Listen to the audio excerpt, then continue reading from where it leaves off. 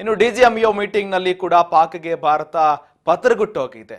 ಜೊತೆಗೆ ನಮ್ಮ ತಂಟೆಗೆ ಬಂದ್ರೆ ಭಾರತ ಡಿಜಿಎಂಒ ಮೀಟಿಂಗ್ ನಲ್ಲಿ ಪಾಕ್ಗೆ ಭಾರತ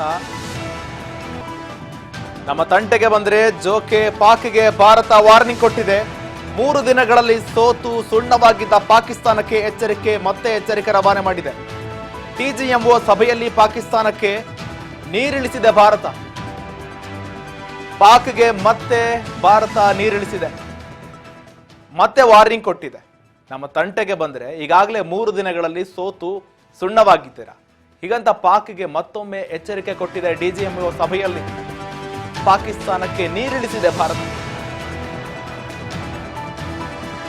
ಪ್ರಧಾನಿ ನರೇಂದ್ರ ಮೋದಿ ಮಾತಿಗೆ ಬೆಚ್ಚಿ ಬಿದ್ದಿದೆ ಡ್ರ್ಯಾಗನ್. ಒಂದು ಕಡೆ ಚೀನಾ ನಮೋ ಎಚ್ಚರಿಕೆ ಖಡಕ್ ಮಾತುಗಳಿಂದ ನಡುಗೋಗಿದೆ. ಒಂದು ಕಡೆ ಪಾಕಿಸ್ತಾನ ಜೊತೆಗೆ ಚೀನಾ. ಪಾಕ್ ಬೆಂಬಲವಾಗಿ ನಿಲ್ತಾ ಇತ್ತು, ಚೀನಾ ಜೊತೆಗೆ ಟರ್ಕಿ ಯೂಟರ್ನ್ ಹೊಡೆದಿದ್ದಾರೆ. ಪಾಕ್ ಬೆಂಬಲ ಮಾಡ್ತಾ ಇದ್ರು, ಬೆಂಬಲ ಕೊಡ್ತಾ ಇದ್ರು, ಈಗ ಯೂಟರ್ನ್ ಹೊಡೆದಿದ್ದಾರೆ. ನಾವು ಪಾಕಿಸ್ತಾನಕ್ಕೆ ಸಹಾಯ ಮಾಡಿಲ್ಲ ಅಂತ ಚೀನಾ ಹೇಳ್ತಾ ಇರುವಂಥದ್ದು. ಪಾಕ್ಗೆ ಕ್ಷಿಪಣಿ ಜೊತೆಗೆ ಸಶಸ್ತ್ರಗಳನ್ನ ನಾವು ಒದಗಿಸಿ ಕೊಟ್ಟಿಲ್ಲ, ಹೀಗಂತ ಅವರೇ ಹೇಳಿಕೆ ಕೊಡ್ತಾ ಇದ್ದಾರೆ. ಮೋದಿ ಎಚ್ಚರಿಕೆ ನೀಡಿದ ತಕ್ಷಣ ಯೂಟರ್ನ್ ಹೊಡಿತಾ ಇದ್ದಾರೆ, ವಾರ್ನಿಂಗ್ ಕೊಟ್ಟಿದ್ರು. ಡಿಜಿಎಂಒಗಳ ಸಭೆ ಬಳಿಕ ಖಡಕ್ ಎಚ್ಚರಿಕೆ ರವಾನೆಯಾದ ಬಳಿಕ ಪಾಕಿಸ್ತಾನ ಯಾವೆಲ್ಲ ಶಸ್ತ್ರಾಸ್ತ್ರಗಳನ್ನ ಬಳಕೆ ಮಾಡಿಕೊಂಡಿತ್ತು, ಚೀನಾ ಕೊಟ್ಟಿರತಕ್ಕಂಥ ಎಲ್ಲ ಡ್ರೋನ್ ಸೇರಿದಂತೆ PL-15 ಎನ್ನುವ ಕ್ಷಿಪಣಿ ಚೀನಾದ ಬಲಾಢ್ಯ ಕ್ಷಿಪಣಿ ಅಂತ ಹೆಸರುವಾಸಿಯಾಗಿತ್ತು. ಇಂತಹ ಕ್ಷಿಪಣಿಯನ್ನ ಹೊಡೆದಾಕಿದ್ದೀವಂತ ಭಾರತದ ಡಿಜಿಎಂಒಗಳು ಮಾಧ್ಯಮಗೋಷ್ಠಿಯಲ್ಲಿ ತೋರಿಸ್ತಾರೆ.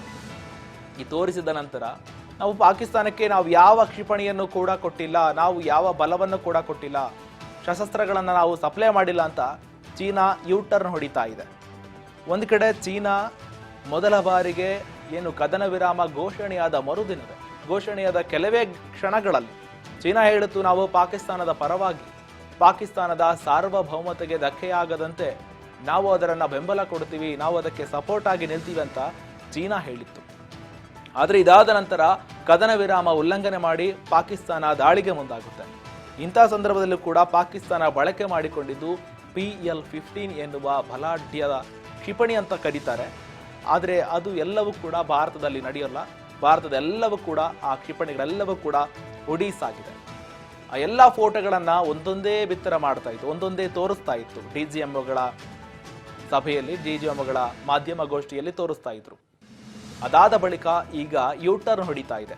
ನಾವು ಯಾವುದೇ ವಸ್ತುಗಳನ್ನ, ಯಾವುದೇ ಶಸ್ತ್ರಾಸ್ತ್ರಗಳನ್ನ ಒದಗಿಸಿಕೊಟ್ಟಿಲ್ಲ ಅಂತ ಯೂಟರ್ನ್ ಹೊಡಿತಾ ಇದೆ ಚೀನಾ.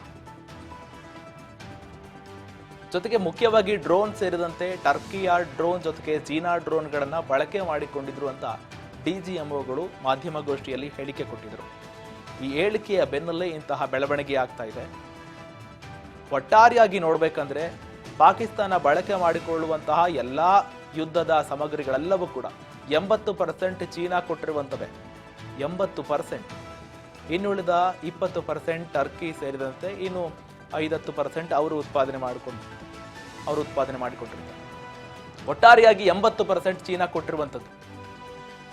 ಈಗ ಅವರೇ ಹೇಳ್ತಾ ಇದ್ದಾರೆ, ನಾವು ಯಾವ ಯುದ್ಧದ ಸಶಸ್ತ್ರಗಳನ್ನ ಒದಗಿಸಿಕೊಟ್ಟಿಲ್ಲ ಅಂತ ಹೇಳ್ತಾ ಇದೆ.